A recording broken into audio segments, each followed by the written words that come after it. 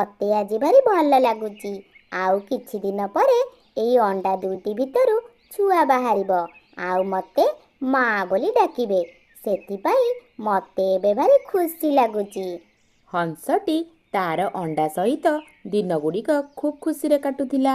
ଗୋଟିଏ ଦିନ ତାର ଅଣ୍ଡାକୁ ଧରି କହିଲା, ଜୋରେ ଭୋକ ଲାଗିଲାଣି।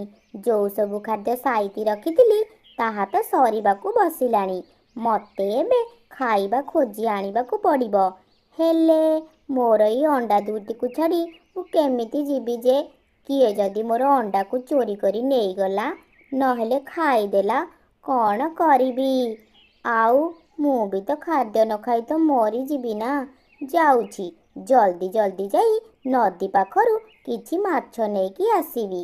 ଏଇ ପୋଖରୀରୁ ତ ମୁଁ ସବୁ ମାଛ ଗୁଡ଼ିକୁ ଖାଇ ଦେଇଛି।